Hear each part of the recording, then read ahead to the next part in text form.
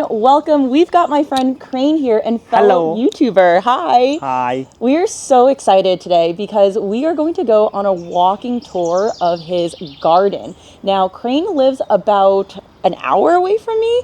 He actually lives only 15 minutes away from my parents, but he lives in a suburban neighborhood and he has a little bit over an acre, but this backyard section is only about 0.7 acres and he grows majority perennials. So when I talked to him, he said he grows maybe about 20-30% annuals and the rest is all perennials, but he is able to achieve consistent cuttings from his perennial garden and sells at his roadside stand. So we're going to talk more about that in this walk, and without further ado, let's get started. Yeah. The first perennial flowers that I want to share with you is the mock orange. A wedding florist just, reached out to me a week ago to buy this, but unfortunately, they bloom a little too soon for that. But look at this, they keep blooming and blooming and blooming, and they are just so big. I don't have to do anything with them at all, and they just keep doing every year just like this. And when if you also do like a wedding, right, this can be like an arch of flowers, and it smells so good. It's white. It's just so perfect for wedding. And so you know how old this is? This probably like more than 20 years old. Yeah. Okay, but every single year, Every single year. consistent, no matter what. and you can cut from this endlessly. Right, and when wedding flowers, I can sell like $100 bucket, at least, and considering, no investment, nothing. Yes. And then how do you condition that, or do you? So usually they will tube them. So they put a tube on this before they put on an arc. You want to also, leave them in refrigerator or, how can you call it? Like cold room. Yep. Yeah, like maybe a 1 or 2 night. If you arrange this right away, it will wilt. But you'll see. So you got to condition it. Right. And here's my backyard. So when you have cut flowers garden or micro flower farm in your backyard, it can be tricky because you can end up have cut flowers everywhere in your front yard, your patio, everywhere. So I just create this new like peninsula right here, just to tell myself that after this point will be cut flowers, but before this point will be our living space. I will go like, bedding flowers, something else that I wouldn't cut all the time. So this is look good, and in winter time, I have a lot of evergreen here. It will block all the mess from, the living area. So It's not a mess. yeah, I know, but in the back in winter time, it can look like a mess. That's why. But also, although this is like a border, like a wall, but I also include something that you can always cut, like the bushes. This is viburnum, and it's so perfect for wedding work too. You can cut it right here. So Crane is actually cutting right now and going to arrange for Right. us afterwards. And a lot of the foliage, the nightbark, columbine, I cut a lot of them already. They can be used for a bouquet. That's a really miniature 9-bark. What is that? I think summer wine. That's summer wine. Okay. And Danielle has that, and she influenced me. And also, when you create a perennial gardens, sometimes it can take, a while for them to establish, right? So this is what I do. Before this bush get big, I just tuck in Zinnias right here. So, in summertime it will look good. I can also cut it for my bouquet too. How old is this area over here? This is like 2 years old. That's it. That's it, yeah. But I put a lot of compost. I dig like about 2 times hole of the bucket and dump a lot of compost on it, so it goes very, very fast. I have, Snapdragons and what is it called? in fall, mom, right here. But eventually I will replace this spot with perennials, some kind of unique one. I think that's what my customer like. They like to see flowers that is pretty unique. This spot is new too, and I want to show you this. I think I will. Dahlia? This is dahlia. I will consider dahlia as perennial going forward because I leave this clump in the ground. And in comparison to those that I dig them up, this is same variety. This is Christian honey, and that is Christian honey too. But this, I dig the tuber up. This one I leave in the ground. And, But you obviously pre-sprouted those tubers. right. This is giant for This being is- overwintered. Yeah. I put a lot of leaves like this that I save from fall and put this on the top, the board on the top to prevent the rain and water, to rot the tubers. So just wanna share that. This is my kind of full sun garden, and there's no irrigation. I grow a lot of perennials / annuals, like this yarrow. I don't do anything with this for 3 years. Just keep waiting. They keep coming back. And Jesse, you talk about sweet williams. These are so awesome. Yours are like A+. This Like, is their look at the second year. stem length. Yeah. I'm doing something wrong with my dianthus, so Oh. that looks amazing. And you've got quite a bit. So do you use a lot of sweet william in your arrangements? I plan to use them for Mother's Day. Unfortunately, this year is. A little late, or A a lit- little late. yeah. Because they look like they just peaked. However, I can use it today. Cut it. So when I cut my perennials for my landscape like this, I just, kind of cut in the middle for multiple clumps. So I have some left for the garden, and I'm gonna cut some of this. Ta-da. And in this garden, I have the cone flowers, the bee balm, also ornamental grass. These are like so low maintenance. I literally do nothing with them at all. And I just, have them every year consistently. And here's my rose garden. This is all David Austin 4 varieties. Desdemona.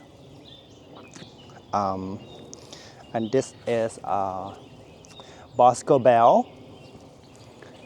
This is, look at this. This is a Lady of Charlotte. Yep.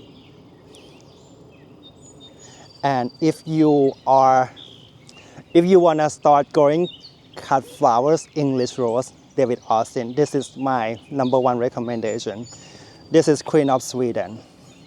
If you go to David Austin website, it's not recommended for cut flowers, but in reality, you see the stem. It's almost thornless, strong and straight. Look, it's so easy to arrange.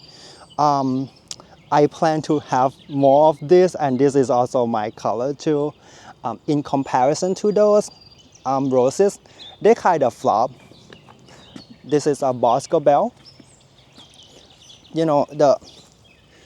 It's nice. I love the color. I love everything, and I still cut them.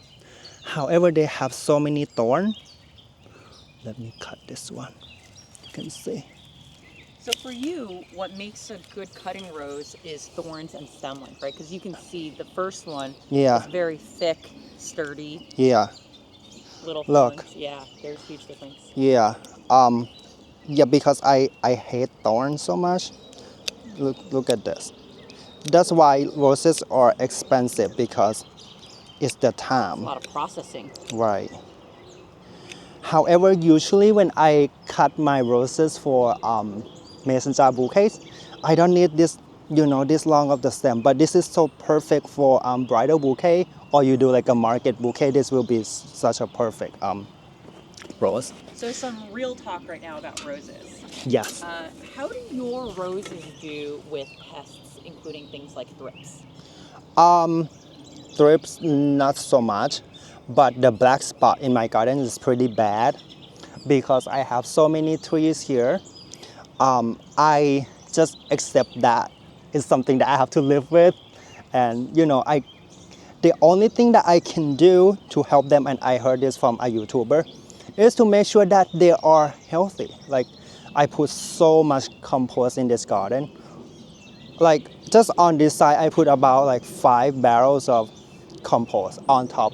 Where are you getting your compost from? From landscape supply. It's mushroom compost, like very high-end fertilizers. Um, and but I don't have to water them, because because the compost keep the moisture in the soil.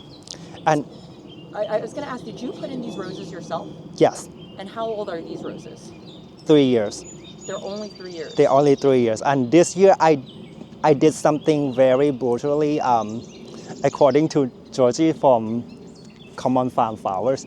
I cut them very, very hard. You can come here and see. This is where I pruned them in about March. Look. Wow. And these, you see the stem? This is new growth this year, just this spring. If you don't prune them this hard, what happens is that you're gonna have a lot of thorn because the old stem has a lot of thorn. So you have to cut the old stem off around March or April or February, and then in just 2 months, if you put a lot of compost like it, look my compost, like so thick, then they will be healthy and they will produce a lot for you. I need to hire you to do my landscaping.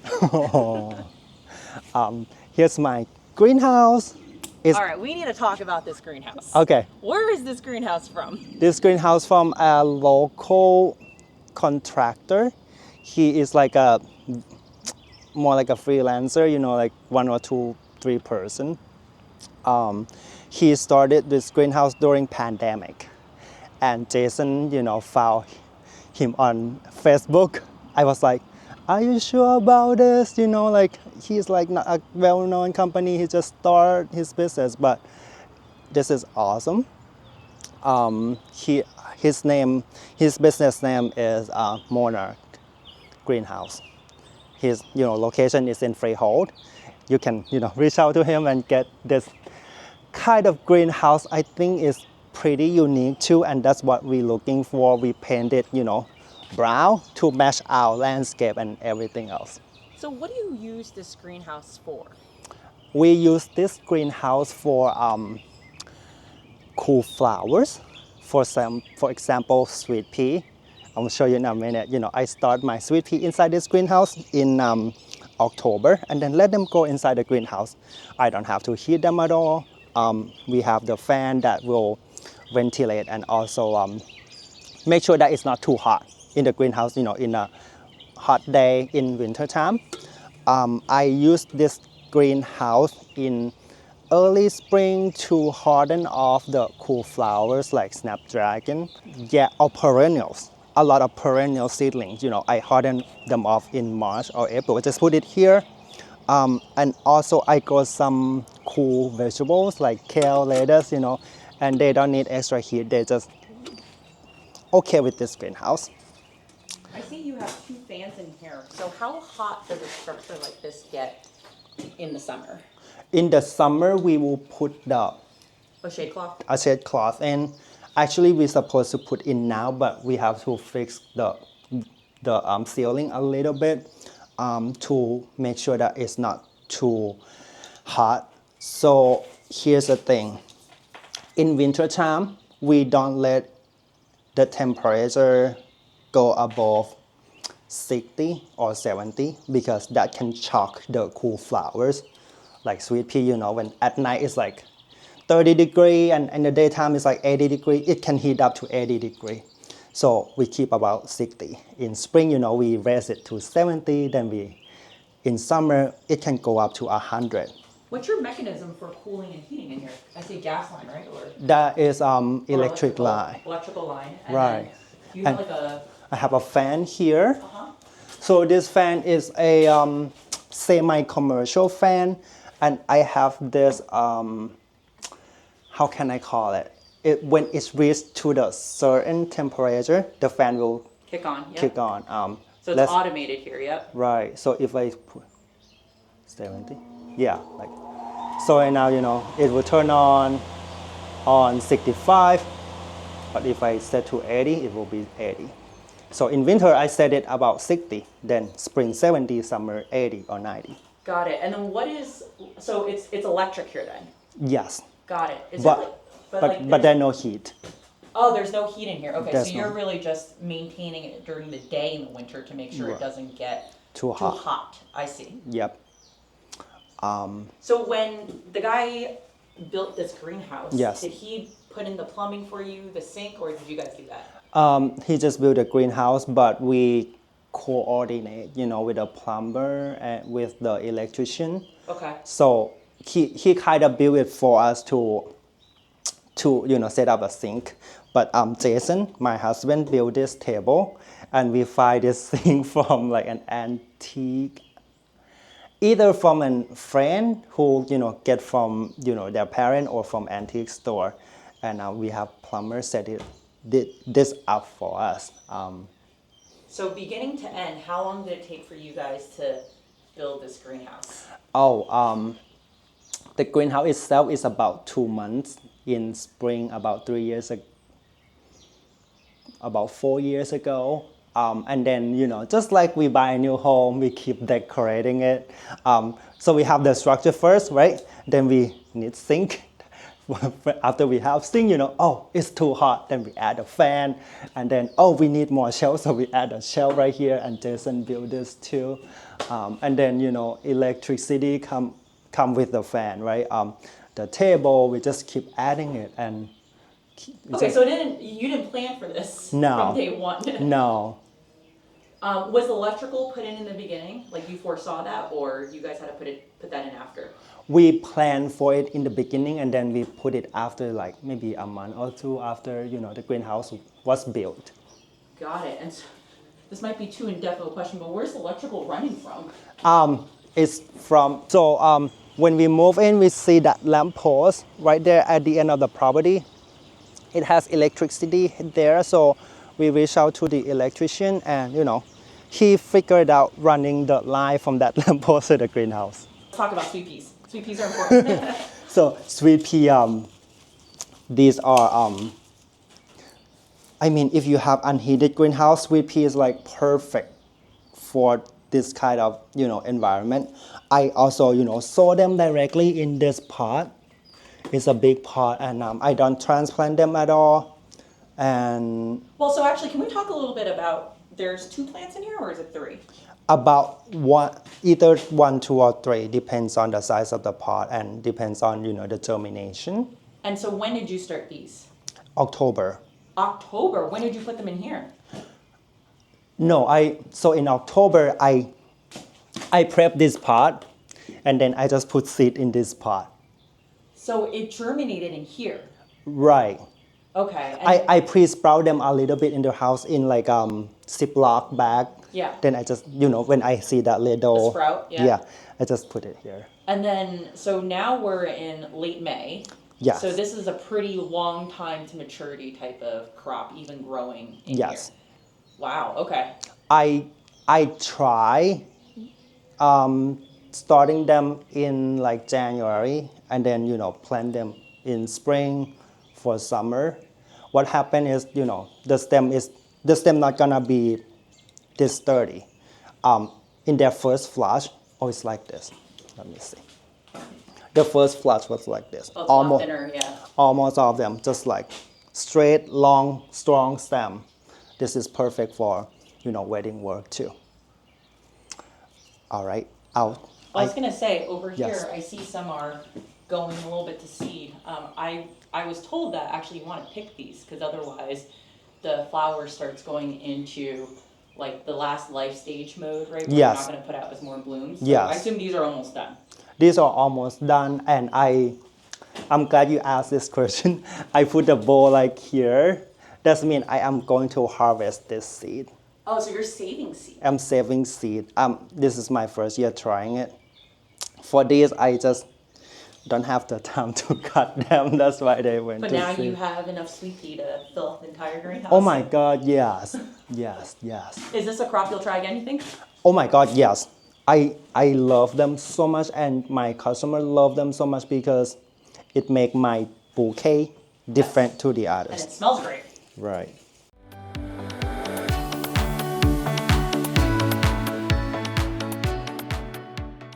6 rows, yeah, and they about 4 feet by 20 to 10. Depends on the end of the row. Um, I this is our bachelor garden. They are like perennials to me too, although they're not, because Seed though, so they're self-seed, yeah, and they start in fall and then they come back in. Wait, hold on. We need to pause over here first. You've got status already. Right. When did you put these in? Like March. Status or like April, maybe the end of March to April. Oh, this is one of the flowers that I mentioned. I grow them in my basement, starting them around February. In March, I moved to the greenhouse. In April, I move them outside so they can bloom early for us. And then, so for this bed over here, Yeah. the bachelor button self-reseeded, but you put out the status. So when are you starting status indoors? February. February, okay. And then move to the unheated greenhouse in March, in the it. tray. Then harden them off. Then just put this in April. Do you think that without the greenhouse, this would be so far along right now? No, I tried it the other year. I started in like April. They would bloom in June or July. Yeah.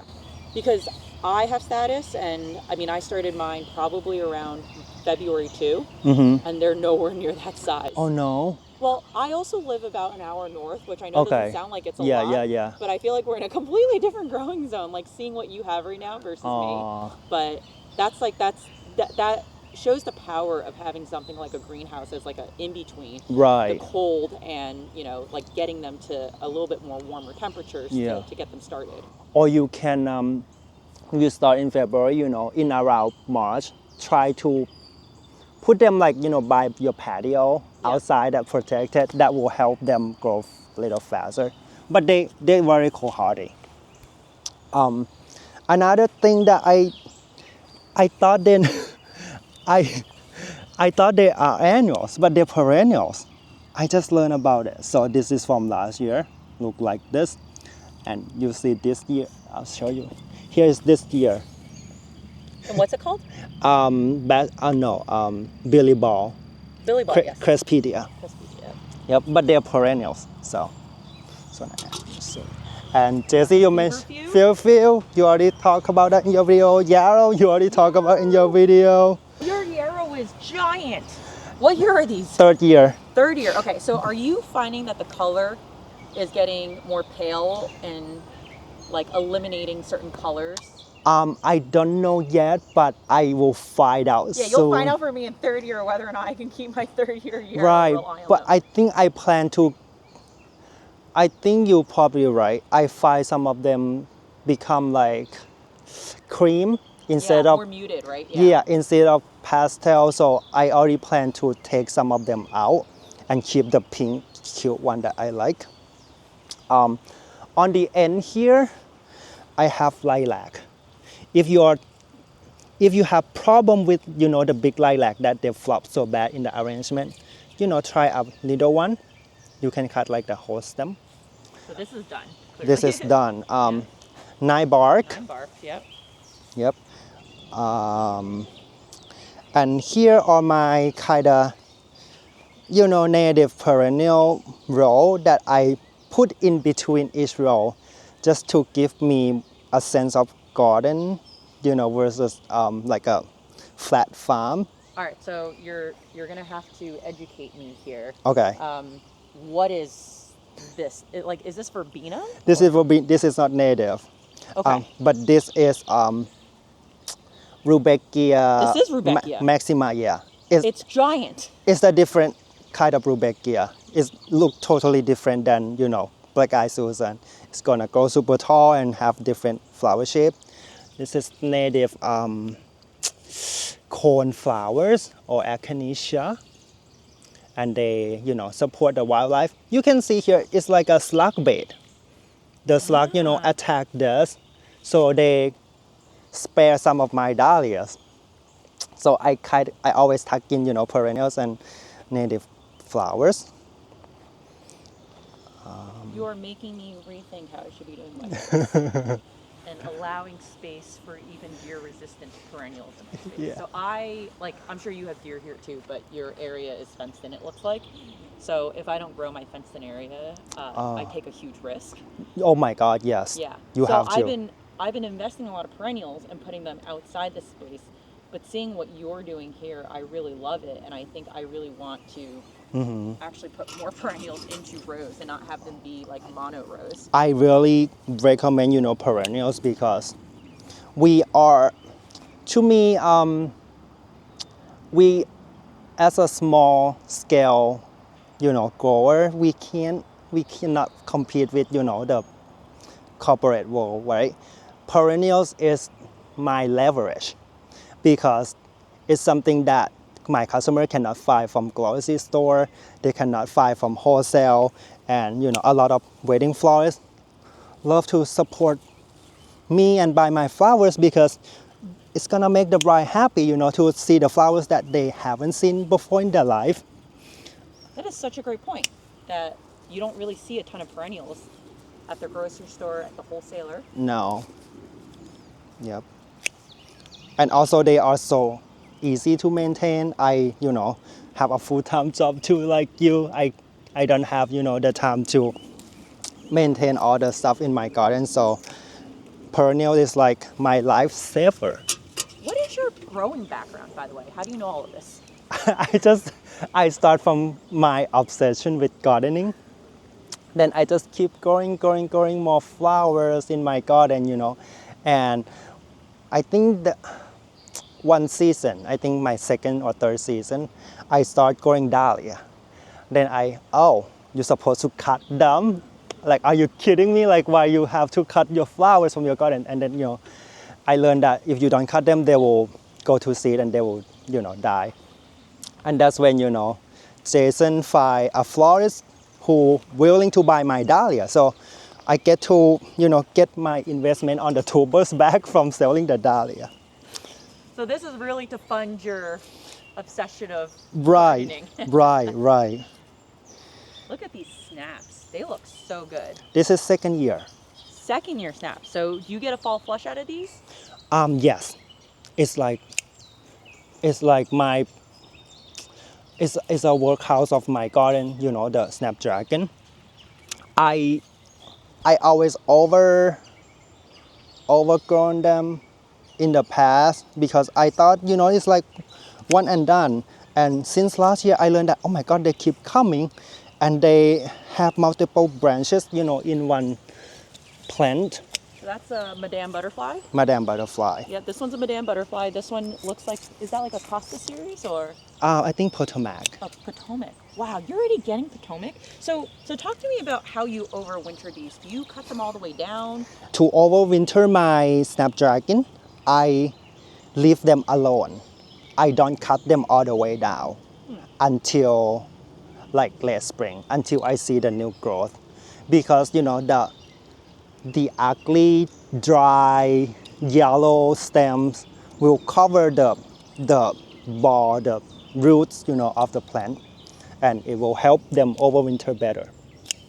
All right, so I have another real question for you. Yes. Do you end up getting thrips on your Snapdragons? Or is thrips really not an issue for you? No, not an issue for me.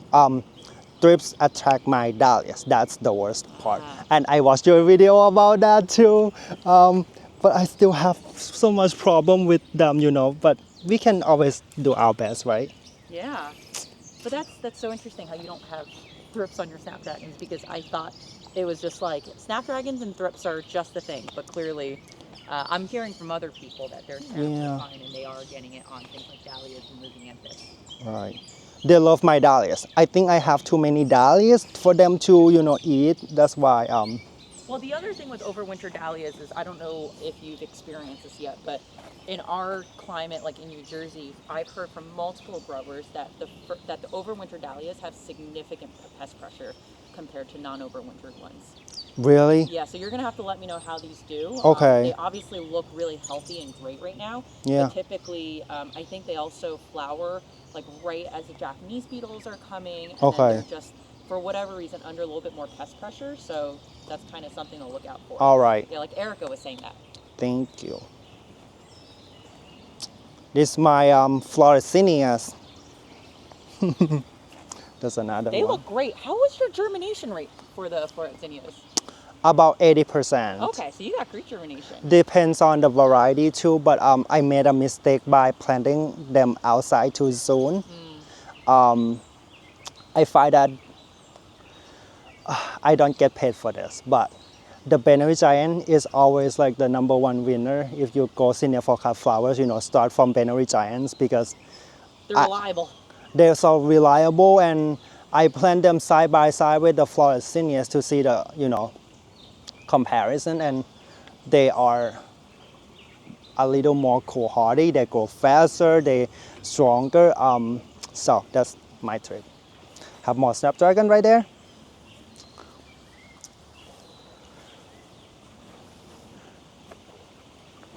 On the back there, I have more lilacs. So eventually, in the very back, I will have more perennials. But for now, I just go the annual in between. You probably have them too, right? They're blooming now, right? I do, and I'm glad to see that yours are actually around the same height as mine because I was getting a little bit worried. What I hate about Nigella is that it looks like it's so many blooms, but it's not because they're all off of like the same stem. Yes. So here what I do, because I sell mason jar bouquets, right? And the mason jar is not tall, so I do this. So I have multiple bloom in one stem. Yeah, and so if you cut the Nigella at this stage, it will still open. Oh, really? I didn't know that. That's awesome. Well, that was actually a question. Yes. I think yes. I think they will open. I think at it's got to be at this like swelling bud stage. Like this one is a good example. This one will Okay. open. But some of these that are a little bit more closed, I'm not sure if these will open. But this is just cute. I mean, I use them as filler. And I think eventually they will become like a ball, right? Yes. Yeah. Or a dried sea pod. Yeah, so this is my favorite flowers. This is one of my favorite flowers. Did you allow this to self-seed? I want them to self-seed. I don't know this is self-seed or I saw them. That's my problem. You know what? Looking at how well spaced out these are, I'm going to guess that they were not self-sown. Okay. Because when they're self-sown, it is like you just threw seed on the ground and there's so much germination. I think I moved them a little bit too. Yeah, I think this is this year. This is last year. You can see the difference of, when you got them from last year. All right, our bucket's getting full. More perennials right here. This is hydrangeas, panicle hydrangea. More smoke bush here. Do you cut smoke bush for Yes. foliage? Yes, But this is too early right now or to cut? it's not, but it's not. Okay. I can always cut it. Wow. This one, I don't know. This is some kind of weed, right? What? You know what this is? I don't know what it is. It's just grown by itself, but I cut it for my flower arrangement too. So, what? I mean, it's got really good like texture. Yeah, this is some kind of crest, but it's weed in my garden. But you see the stem here? I just learned from last year, and I think a lot of wedding florists use this, and they spend like $10 per bunch, to buy this. But these are weed in my garden, so I'm gonna show you how you use weed for flower arrangement too. So is this Spirea over here? Yeah, that's Japanese Spirea, I think. So mine has thorns. So I think I have the wrong kind of Spirea. Really? That's weird. Yep. Then, here's another weed. I forgot the name, but can be used for cut flowers too. It's clover. That's clover? This is clover. But because the soil here is so rich, because I dumped the compost here, they grow like Very tall? very My tall. clover is probably about 2 inches at most. Look at this. That's insane to me that that's clover. Yeah. Okay. So I also have, oop, I also have some, oh, I also have some flowers in my woodland garden. This is like underneath a lot of trees here, and it's already here before when we moved in. So because in spring, right, the sun angle like sideways. How can you help me explain? I guess the sun, Like not from the top. yeah, it comes from, how do you say, like at such an angle that this area probably gets some sort of sunlight, right? In spring. Yeah. And because So of it's that, kind of like partial shade, I guess. right. And because of that, I tuck in the peonies here because they will get, Wow. they will get spring sunlight. Yeah. So I'm gonna cut these.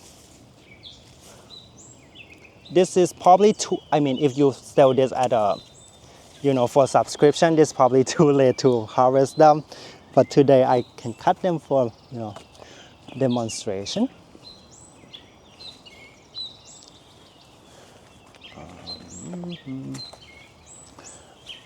If you have an area that has a lot of shade and you are looking for perennial cut flowers to grow, you can grow the, what is it called, hellebore. Yeah. Got hellebores in the back. Yes, I mean, you can see the forest right there, see? Yeah. Are these lilies? Yeah, that's our tiger lilies. Oh, tiger lilies here. You got some brunera. Yep, Wow. yep. So just a little tip, if you have difficult area in the shade, hellebores is a good cut flowers. Yep. You don't have to cut down the tree. Magnolia, that's good for winter. You see the magnolia tree, right? And what else in the shade area perennial is astilbe. Did I say it right? I don't know what this is. Astilbe? Oh, a stilby. Yeah, astilbe. Yes. Oh my God, yours is giant. Mine keep on getting eaten by the deer. Sweet. So on this side, because it's around the fence, and I plant peonies there to tell the deer that don't eat this. I mean, because they don't eat peonies, right? So I'll grow the peonies there, and then I can also cut them. Do deer ever make it in here? Buck, like male deer, They will jump that. they will jump, but the female, they kind of calm. They kind of know that, don't mess with me. Look at this peony. And peony, this is like a jungle because there's a lot of weed here. What I want to show you is that peony, they easier than you think. They can go in like a jungle. That's, I don't weed this, I don't compost, I don't fertilize, I do nothing. And they just thrive. Have more right there too. Another recommend perennials to grow is hydrangeas. They are so easy as long as you keep them water in summertime. Do you do anything with the soil, like to get certain colors, or you just let them go? My soil, I'm lucky that my soil is slightly on the Acidic side? acidic side, so they just turn blue. And if I want pink one, I just buy the pink variety, then they will be pink. But I think the challenge with other people is that they try to get hydrangeas blue, but you need it. Yeah, you have to have acidic soil for that. Yep. So you should be growing blueberries. Yeah. More smoke bush, and a lot of perennials here. Unfortunately, they don't bloom yet. Our gnome house. This is. So on this side, I plan to grow a lot, like 100% shade perennials, like this GM. I just planted that. As to be, hellebore, all kinds of shade plants. You can also cut flower from tree like this for wedding work. Here, I'll show you. So What is that? The name of this tree? dogwood. This is dogwood. Yeah, and they're zero maintenance. And wedding florists would do this. They would kind of, arrange this. Layer it, Yeah, yeah. arrange these two together, and it will be like a perfect arch for the bride and the groom. So, all right. Here's my cottage original garden. Was this here when you got here, or Yes, but I changed a lot too. I always edited it? Design words. more English rose, David Austin. I also, do you go calla lily as perennials? Oh, they perennialize for you. Okay, good to Yeah, know. they I'm are. growing callas this year. Yeah, peony. This is Solar Bernhardt, my favorite. This is clematis. That's clematis? Yes. Wow, Unfortunately, I didn't know that clematis flowered that big. yeah, it's special variety, and this is good for wedding work too. Yeah. The vines are great for wedding work. What is this over here? That is Canada anemone. There's Canada anemone. Can you cut it? yes, but they are a little invasive. So what I do, I just pull the whole thing out, because they spread everywhere in my garden. Yeah, clearly they're When- liking it here. When this can have this the waste life pretty short, so you wanna You want to cut with like buds that are yes, not open yet. right. Plus you how But it's very like cute and dainty, right? yes, In the mixed bouquet. And like your bouquets are so full of varieties that I feel like you yeah. have that like prolonged vase life, and you can get away with something like that. So is this no. Solomon It is seal. Solomon seal. Okay. Yes, but it's a variegated variegated one. Yeah, It's what, sorry? variegated one. Yeah, this is amazing. Do you use this a lot, or? Oh my God, yes. And what I do, I cut in the middle, like this. And you can't even tell that I cut, Yeah. one stem from the clump, and they multiply too. How many years is this, do you know? Probably forever, to more than 20 years. But they keep overgrowing. See, they kind of choke my fern right there. They choke my hosta right there. So cutting them It's good. is good. Breathe some air into some other plants. Right. Is this all Cranery over here? That forget-me-not. Oh, forget-me-nots. Oh, so this is perennialized forget-me-not. Right. Yeah, because there's different types of forget-me-nots. Right. The Chinese forget-me-not tend to flop so bad for me. Tend to what, sorry? Flop, like wilt. Really? So they wilt. Okay. Yeah, they need a lot of hydration. More peonies right here, a lot of more peonies right here. Yarrow, I tuck them in right here too. Yeah. What's this burgundy over here? Loose stripe, Loose stripe. yes. So everything here essentially is like 90% of everything here can be cut. Can be cut, yep. All right, we're gonna get into some numbers later, including where you sell, how many cookies you get at your farm stand. But just Right. from looking at all this, if you wanted to cut hard, you Yeah. could probably like 10x whatever you're doing. Right? Yes, yes. My problem is I'm like, I kind of burn out on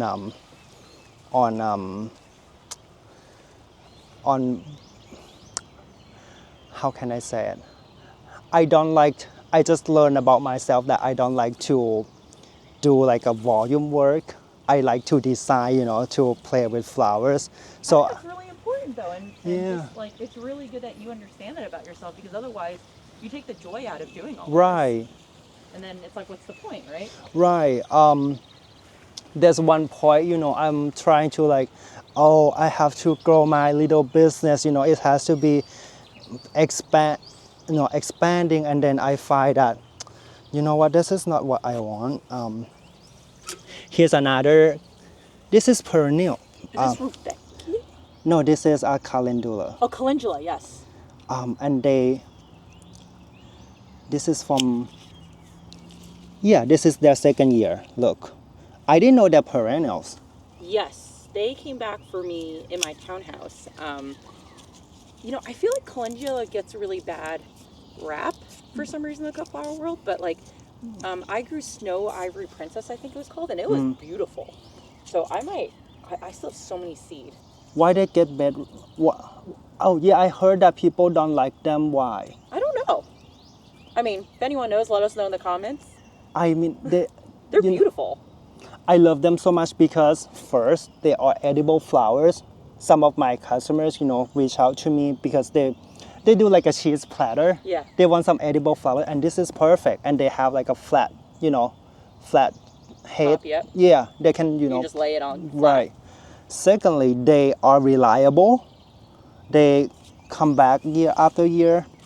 Thirdly, I mean, they have a lot of stems per plant, which is another good part. they're perfect for Mother's Day. They will bloom around Mother's Day. So next year I will, no matter, what other people said, I will go like 3 times more next year for Mother's Day. This year I made a mistake by, not sowing them in fall and, just have this. So you and me Some both. nice- We both have a lot of Mother's Day learnings, but me more than you. What's this plant over here with all of the berries here? That is yellow berry holly. Yellow berry holly, okay. Yes. So holly usually have red, right? Yeah. But this is yellow one. This is GM. This Wow. So dainty and right. tall. Your GM is very tall. This is like my maybe 2.5-year-old. Yeah. So actually that brings up a good point because or question for me is that you have so many different types of varieties here. Do you start everything from seed or you buy in Both.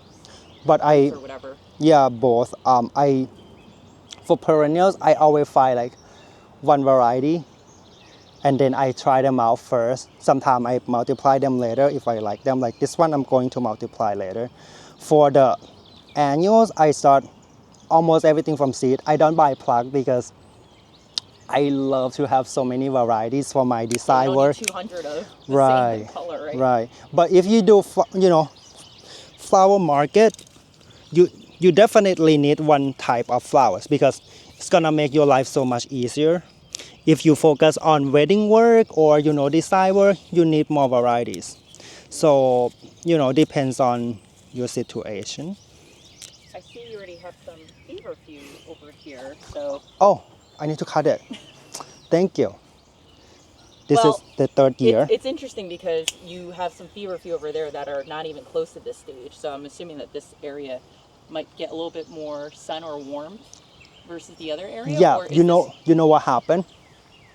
The greenhouse reflect the heat. Ah, yes, that's right. We are right next to the glass greenhouse. Right.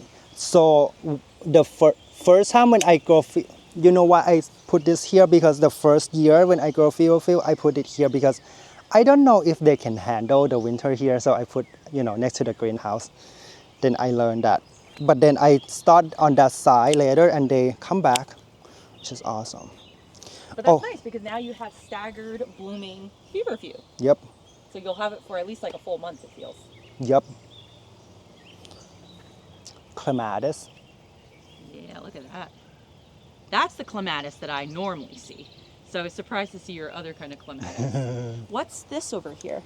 Columbine. This is columbine. Okay, so it's just like the flowers are Done. falling off. Yeah. Can you cut columbine at this stage for like the seed pods?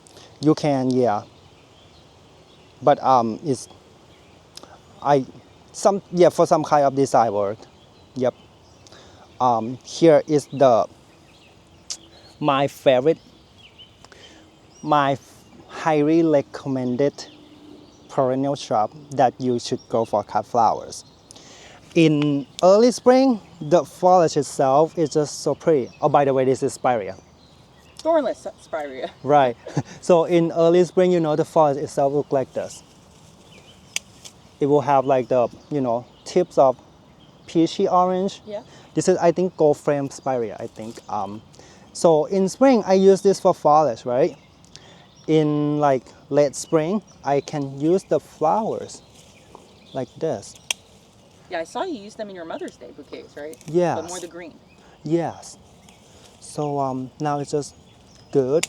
And in fall, the foliage will change the color again and it will become like rusty. And it's such a perfect, flower for fall too. So it's all season.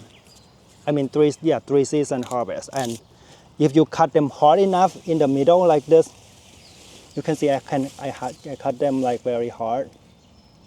They will send out the new shoots, which is long stem like this. It's just awesome. So prune hard is the takeaway from Prune hard and what you're saying for a lot of these perennials. right, and put a lot of compost on them because if you cut them very hard, they're gonna need more food, more energy. Do you do any fertilization outside of composting? Fertilization. What does that? Sorry. Like literally putting in some sort of fertilizer, whether it's synthetic or organic, and feeding the plants outside of the compost. Yes, I use organic fertilizers, like that brand that everybody knows about it in New Jersey. I can share it. Epsoma. Oh yeah. Yes, I use that a lot on the annuals. But how about on your perennials? Just when I start them, and maybe every 2 years, every 3 years. When I dump the compost on my perennials, right, I mix in the organic fertilizer a little bit. I know it's controversial about fertilizers, but we grow cut flowers. To me, they need a lot of that the nature have for them. I mean, that was kind of my realization, is that if you're cutting hard, they need to regenerate, and they need like some sort of source of energy to do that outside of the sun and water. Right. Right. So there's a lot of, I guess, regenerative agriculture practices that take a really long time to build up, because I think that there's this concept of you can create such great soil life that you never need to fertilize. And I think that if you've been having a place for 10 years and you've been diligently doing that, that's one thing. But if you're a few years in, like, you have to fertilize with how much we're cutting. Yes. So, my first year, that's a very good point. On my first year, I put a lot of compost. But second year, I just a little bit. Third year, a little bit. And afterwards, they establish, and then. Right. Yeah. And now, we have this beautiful garden. So here my vegetable garden that I plan to grow a lot of vegetables here. But I end up You end up growing tulips. tulips, right? Because it's in the fence, the groundhog they can still come up here, the raccoon, but I was actually wondering why you have a fenced-in area within a fenced-in area. It's just for like to make it look cute. Smaller creatures. Yeah, and smaller creature. Rabbit too, they can always jump here, but it's gonna be a hard time for them. Right. You have to really want it. These are edible flowers. I forgot the name. I have no idea what these are. You're testing me here. Zinnias. Zinnias, yeah. Yeah, zinnia so here. You're not growing vegetables. Not vegetables so much. Edible flowers, marigold. I have tomatoes and other vegetables. And here I have a little hoop house for this. But they're done. Ranunculus. Ranunculus, yes. Look at that. Yeah, I have a little hoop for here. And what happened, I left one of my dahlia tubers in this hoop house. Look at that, it's blooming. That's insane. You have dahlias that are blooming in Jersey right now. Oh, I'm glad we come here so I can cut this. You still have some ranunculus too. So Little look at that bit. stem length. Right. And you know what, I put ranunculus here in this spot of the property because it's protected from afternoon sun. You know that, yeah, they don't like heat, right? So put it here. All right. That's it. I think this is it. I hope you all enjoyed that walking tour, because that was so educational for me, and even so eye-opening as to what one could achieve in a relatively small space like this. So we're going to turn this video into 2 parts. Crane has been cutting along the way, and as you can see, he's already put these into buckets. I feel like these could be arrangements as they are right now, but we are actually going to do a part 2 where we're going to do some arranging. He's going to talk a little bit about how he makes bouquets structure-wise, but we're also going to talk about him selling these blooms. So he sells to a farm stand as well as to florists, and we're going to break that down. I think this is going to be really relevant for people who don't want to go all into go all in into flower farming, but rather want to just pay for their passion around having a cut flower garden, their love for flowers, and what that could look like for you. So here's part 2.